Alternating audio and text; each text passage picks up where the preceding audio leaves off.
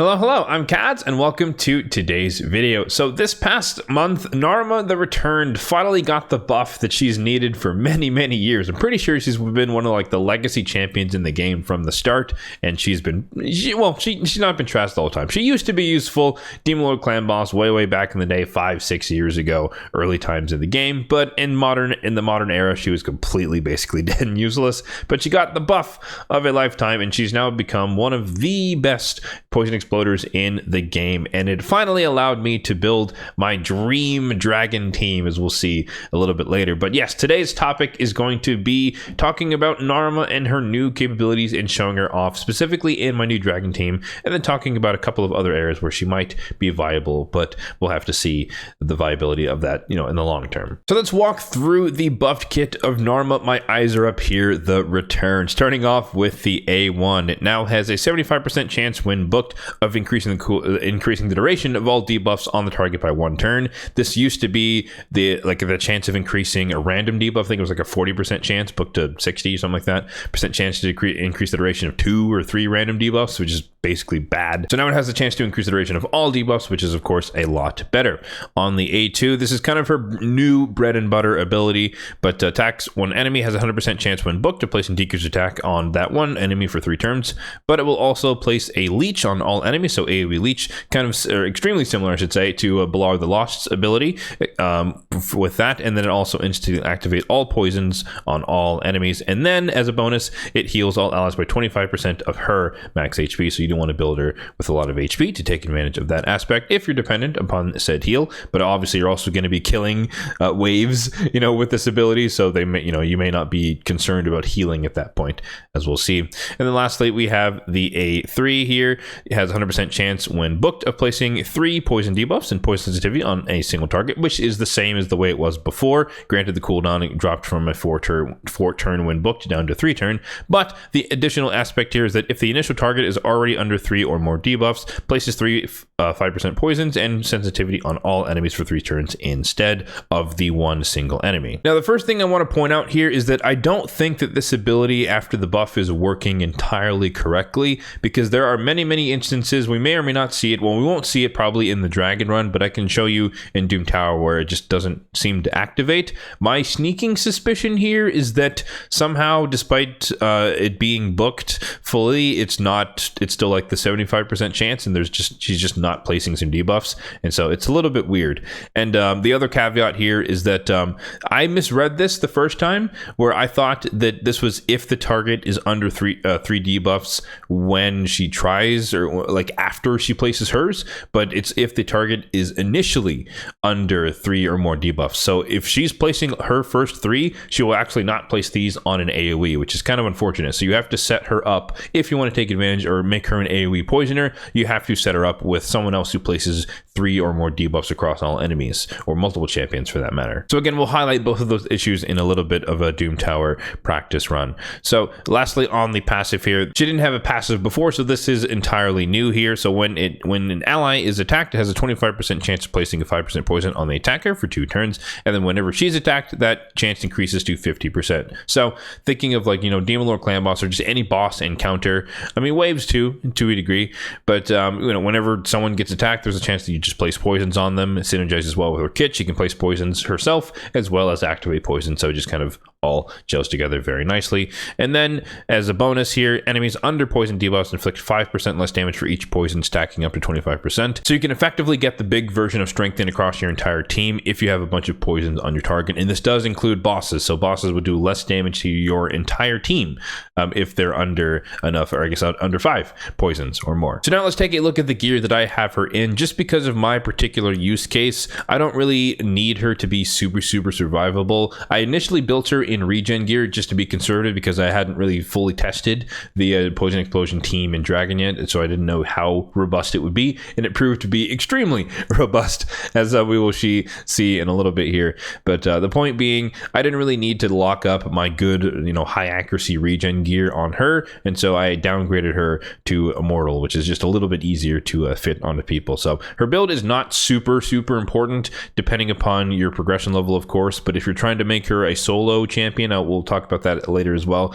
that she's not the best solo person, at least for speed sake, but she's good in a duo context, as we'll show later on. But if you do want to try that type of team, then Regen Immortal is definitely the way to go. It's much better than, you know, triple immortal or double immortal as I have here, but for my purposes, I don't really need her to be that robust. So if we flick through the gear pieces really quickly here, you can notice that not everything is taken to 16, just because it's not really necessary for her build. I'm not building her with resistance. I just have her to have enough accuracy for the things she needs to do, which is relatively easy to do for an endgame account like myself.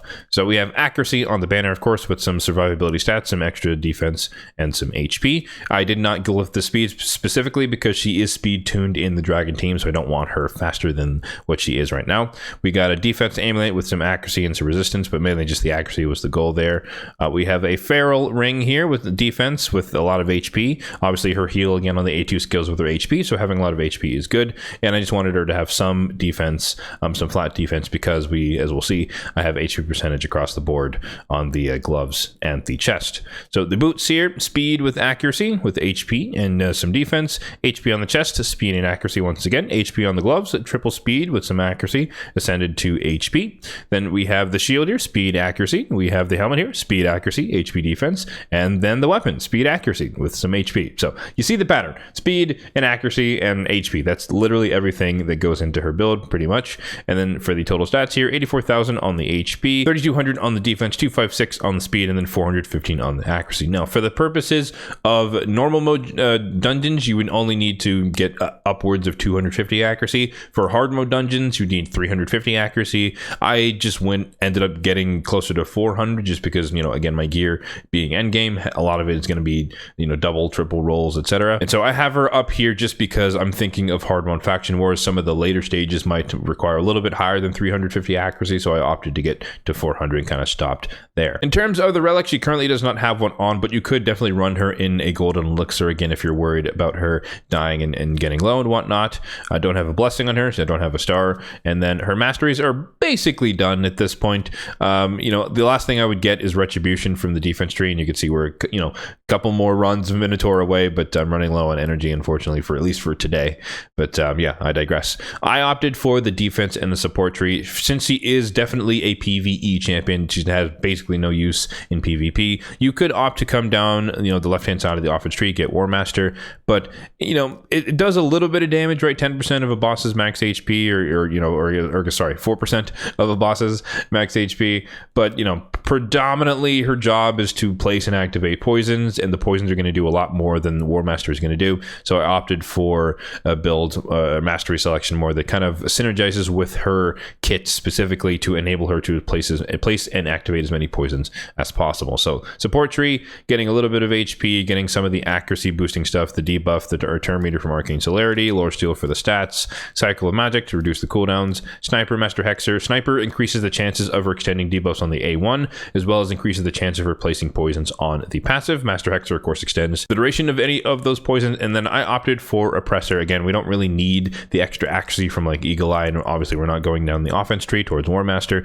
And so all this effectively means is that when there's a bunch of poisons that she's placed out there, her turn meter will fill a little bit faster based on the number of debuffs she has out there, meaning she will overall get more turns than without this, meaning she can cycle through her abilities a little bit faster. And then on the defense tree, this is a pretty standard tank approach. We're getting the defense, we're getting extra healing, we're getting less damage from AoEs, Resurgent to remove debuffs because she's not built resistance, delay death, and then like I said, ending on retribution, because if she does happen to lose HP, she counterattacks, she might extend all the debuffs on the target, which of course is going to be useful. So before we jump into the dungeons, I do want to highlight the issue I was talking about, at least that I've seen with her A3, that gets a little bit wonky with a Doom Tower example run here. I just have Elva in the lead to try and keep her alive because like I said, she's not built with resistance. So we start off pretty normal where she will just place the 3 debuffs as expected. She'll come back around and activate it. And now you'll see that this guy does technically have 3 debuffs on him. Now he has 4. And yeah, I think Steel Skull is going to cleanse it, unfortunately. But yeah, eventually we'll come back around. We replace those debuffs. But now you can kind of see what I was talking about, where at least initially, even though there are 3 debuffs after she puts hers out there, that doesn't count. It has to be poison. There has to be debuffs on the target initially, and then she can do the AoE. So there we go, right there. She used the A3. She put out poison sensitivity, but we didn't get the 3 poisons on that target, even though that's supposed to be how the kit reads. So I don't quite understand exactly what's going on there. Like I said, my theory is that somehow she's effectively unbooked despite being booked on my account, as we saw right there. Once again, she plays poison sensitivity, and we didn't get the 3 poisons. I don't know what's going on there. It's a little buggy. At least it seems a little bit buggy, at least when it comes to, you know, champions without a bunch of debuffs on. So I don't know, Plarium, if you're watching this, hopefully you can investigate it for us. But yeah, it's weird. She didn't place anything right there at all. But yeah, I think you get the point. But this highlights just an example of, technically she can be a solo champion. She can do like Dragon 20 normal on solo. But it just takes a bit for her to actually start to land her debuffs on champions who already have debuffs, and then she can start spreading the poisons around. It gets a little wonky. I don't know. I think in theory it should work a lot better than it does.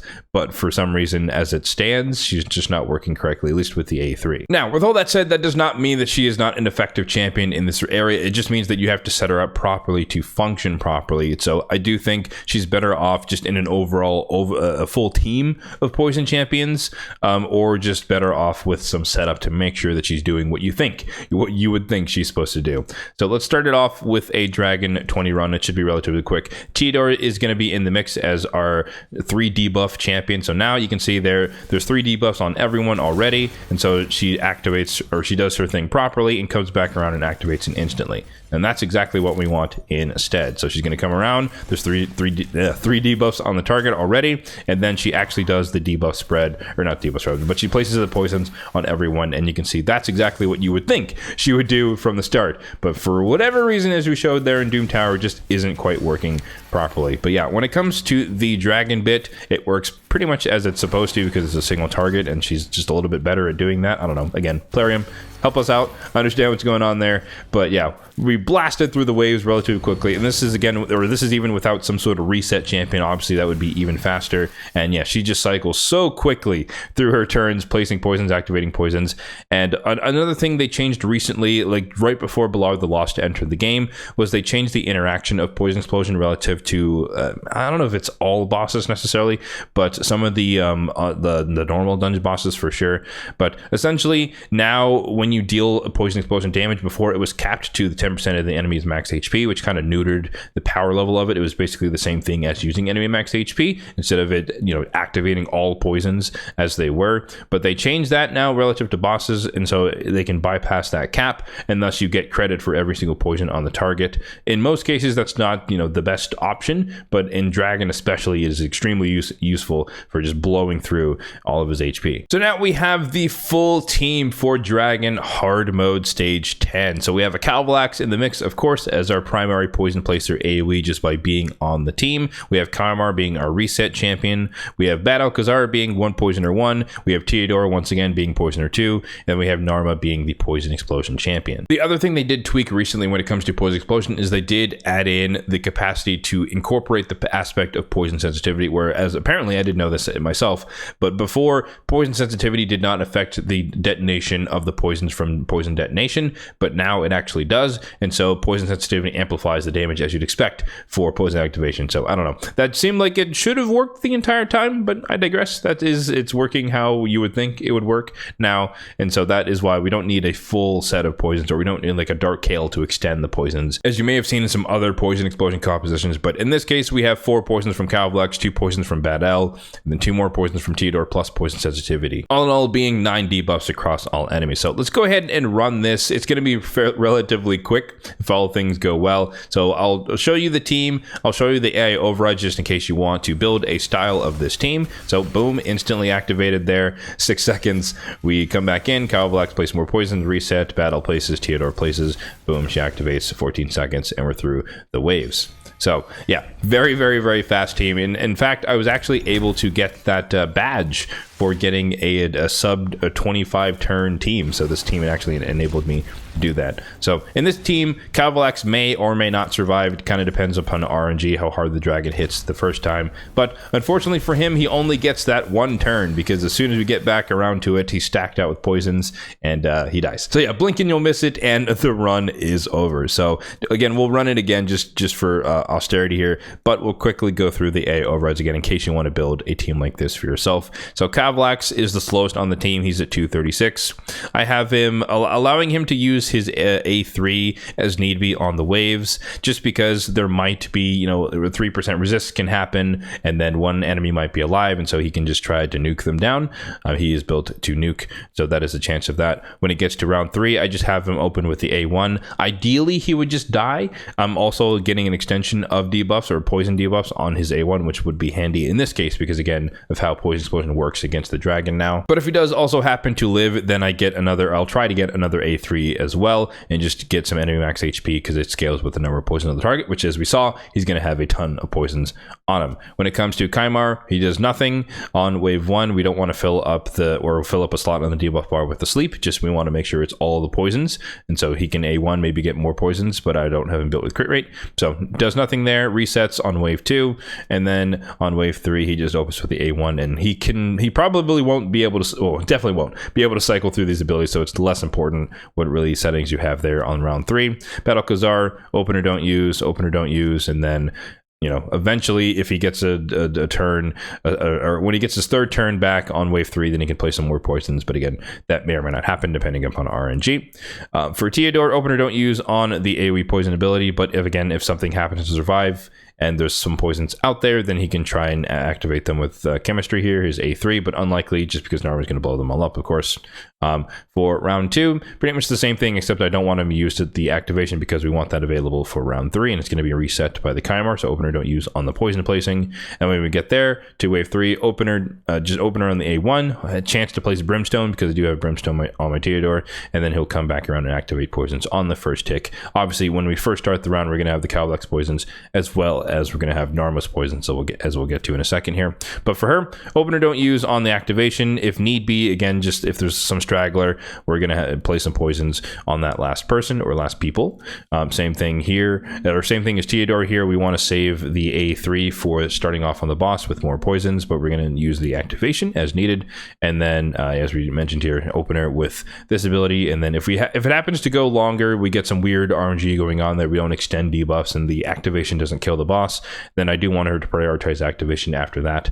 That's why we have that kind of order flipped. In terms of the speed tune, Kalvalax, like I mentioned, is at 236. Apparently, it turns out that with poison activation, he does get credit for the kills, and so he does get the 18 speed from the Whirlwind of Death Mastery. So I have everyone tuned such that they are above his speed plus the 18 that you get from that mastery, which is 254. So you'll notice that 256 just above, 257 just faster than her, 281, and then Kaimar is at 293, so she's a lot faster. But essentially, I want Narma to be the last person to take a turn on the waves when it is the flawless run, as we saw. All right, so as promised, let's go ahead and run this one more time. I didn't even notice it initially, but we did get a PR on that initial run. So it was the fastest run, the 23 turns to get through. I guess there was some refresh or reflex procs that kind of happened to make it a little bit faster, but regardless, it's somewhere between, I think it's like 24, 25-ish turns, again, depending upon whether or not Kalvalax survives the first attack here, whether or not we get Brimstone. So lots of poisons here. He comes in,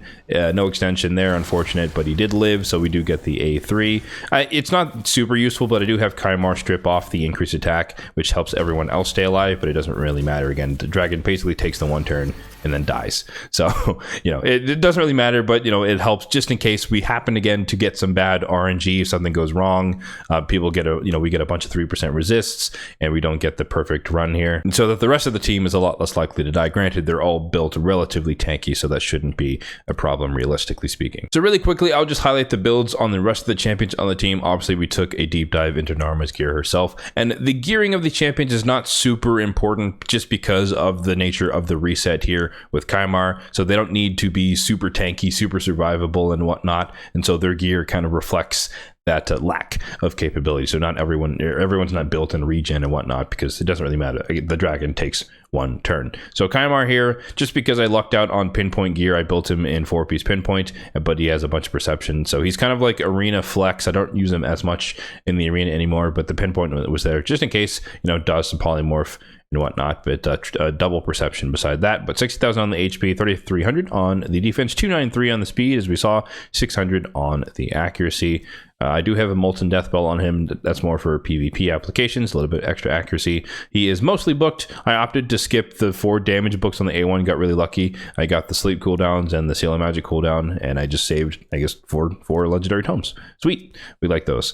Masteries here, he's built more for the arena, so Eagle Eye is the primary thing, more accuracy. Master Hexer, just in case he lands the poison, they have a chance to be extended. Lots of the accuracy standard debuffer stuff here on the right-hand side, and the defense tree similar to Narma, where we're just getting a lot of the tankiness stuff for PvE. Again, he is a reset champion for PvE, or partially that in that use case, but also pivoting to Harvest Despair to get that chance to place the leech when he does place that sleep in other areas of the game. Next up, we have my Beta Alcazar, who used to be in a reflex set. I upgraded him back a few months ago, but with this iteration of the team, as I highlighted with Narma herself, I didn't really need to tie up my good gear sets, and so I downgraded him to just kind of basic gear, perception, resistance, and some immortal, just for other applications to heal himself on top of the heals that he places on himself. So total stats on him: 78,000 on the HP, 3,500-ish on the defense, 281 on the speed, so more optimized for speed survivability.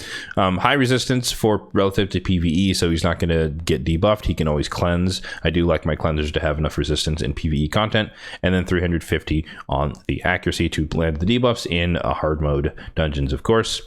On him, I do have the golden elixir just in case, again, we get some bad RNG. In the previous iteration of the comp centered around Balar the Lost, there was a chance that that he can get hit pretty hard, and so this kind of helped him stay alive a little bit. He is fully booked, of course. I do have the Nourish blessing on him to boost the healing from the continuous heals. And then for the masteries, interesting build here on the support tree, but indexing a little bit more into HP. I didn't really need the accuracy, getting some healing bonuses, which does count for continuous heals. I wanted both of these buffs and debuffs because, of course, he places the poison and the heals. And then I wanted Lower Steel for the extra stats. I wanted Cycle of Magic to decrease the cooldown.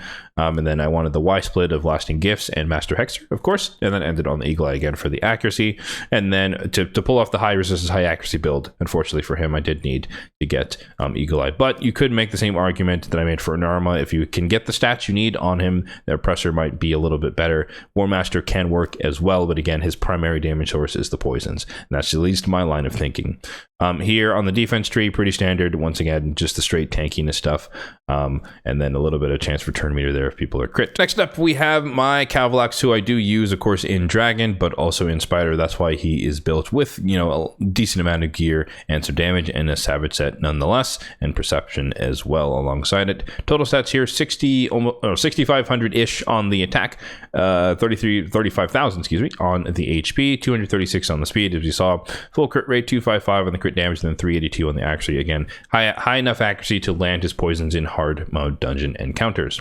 Arachnid Elixir is on him. He does have a relic. It's a 3-star, or at 3-star at the moment, so he gets a little bit extra damage from the poisons. Of course, this is a lot more potent in the arena and PvP settings, but this is my PvE Cavalax. I do hope maybe I'll get a second copy in the future, and I could build that one exclusively for PvP, but I digress. But yeah, it does boost the damage of his passive, of his poisons from his passive. He is fully booked on my account, but notably, if you're just using him for the passive, you don't really need to book him, but at some point, I just kind of decided to book him for the sake of CVC points. So that's the only reason he has the books on. And then the Blessing, I have Hero Soul because, again, I use him in Spider. And in order for that comp to be a little bit more efficient, I'm taking advantage of the fact that there are a lot of minions in Spider. And then thus he gets a little bit more damage when he goes for the big AoE. That's just the strategy of that particular team.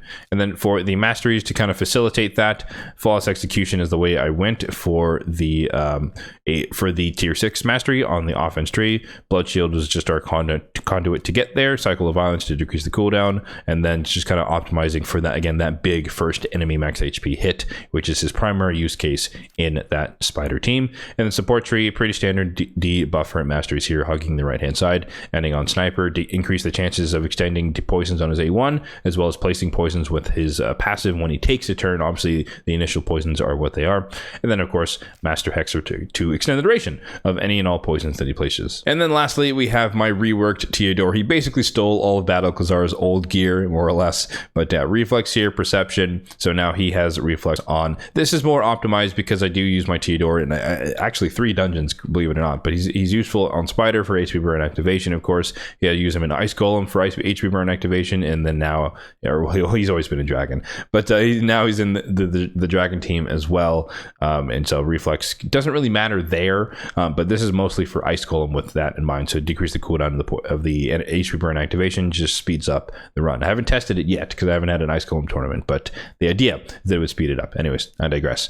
Total stats here: 65,000 on the HP, 3,800 on the defense, 257 on the speed, as we saw. And then the same build or same approach as Battle Khazar. High-ish resistance. The target would have been 450, but the gear just came a little bit short, just trying to pack everything into this alongside the masteries. But yeah, 450-ish on the resistance, 350-ish on the accuracy. When it comes to the relic, once again, same logic as Battle Khazar. I do have the golden elixir just in case he gets hit too hard in Ice Golem and or Dragon. He is fully booked, of course. A Brimstone on the blessing, even though he only attacks on the A1, and still has a chance to place it, as I highlighted with his AI overrides. And then for the masteries, somewhat similar to Narma, we're going down the offense or the support and the defense tree. A lot of the accuracy turn meter boosting stuff coming through Master Hexer, and then ending on Oppressor to, again, in other instances, especially, outside of like Curse City comes to mind, Faction Wars comes to mind as well. He just gets a lot of extra turn meter for placing a lot of poisons. And in fact, the Night Rev Faction Wars, that trial and hard mode for dealing with or killing enemies under 10 debuffs, I think I can finally do that now with the trifecta of all the poisoners that I have in Knight's Rev. So that should be pretty interesting in the future. That's a new stage, or at least a new trial that I can get done. But I'm digressing here once again. Defense tree, pretty standard stuff. I opted to not finish his masteries because everything he has is pretty much exactly what he needs to do his job. I don't care about the decreased speed on the A1 because most of the time I don't really need him to use the A1. I just want him to spam his other abilities. So when it comes to other areas of the game, obviously if you set her up right, she can be an AoE Poison Explosion champion, so that can work in any of the dungeons, especially or more so on normal mode, particularly when it comes to Ice Golem as well. It's not really meta in Spider. The Spider takes a lot less damage from poisons in general, and most of the strategies there revolve around HP burn. But she can work in most of the core dungeons on normal mode if you just have a Poison Explosion team that can get you through the waves, akin to a Seer. But I do think long term you're probably better off building a Seer based comp for other things outside of Dragon. You're definitely more optimized, in my opinion, around poison comps. But I digress. In terms of other areas, Faction Wars, of course, she'll be handy there. If you set her up right, she can place a bunch of poisons and activate them. Arena, no prowess whatsoever. She's not a PvP champion. In terms of clan bosses, not great in Hydra. Poison is really weak there. Chimera, I think she could be okay if your focus is on trials. But notably, Balar the Lost, I think if you happen to have both of them, like I do, he is objectively better because he brings a lot more of the unique buffs and debuffs that you need for trials, so i.e. the increased accuracy, decreased resistance, plus the leech, and then the poisons and sensitivity and whatnot. The activation is kind of a little bonus on the top, but I think he's just a lot better for trial specifically than her because all she does is place decreased attack. Now the leech, in fairness, and single target poisons, which of course, Chimera is single target. But yeah, I think she can work again if your focus is on trials specifically, but she's not going to do a lot of damage because unlike Balar, you can build him to deal damage because he's an attack-based champion. She is a support, so she's not going to deal any damage no matter how much crazy gear you put on her. Poison Explosion teams for Doom Tower, she can definitely work if you don't have Elenaril and Zavia, those types of champions who are objectively better, in my opinion, at that job. Curse City, of course, she can do the same thing. And then Siege, that's PvP, not a great use case for her. So yeah, now that you've seen her in action, what are your thoughts on the buffed Narma the Return? What do you think of my new dragon team? For me, it's basically perfect when it works right. The only change I could possibly make in the future would be maybe running a Zavia instead of a Narma if I happen to get Zavia, and that would just eliminate it would counteract that 3% chance when debuffs get resisted on the waves, which happens, like 3% of the time, I guess.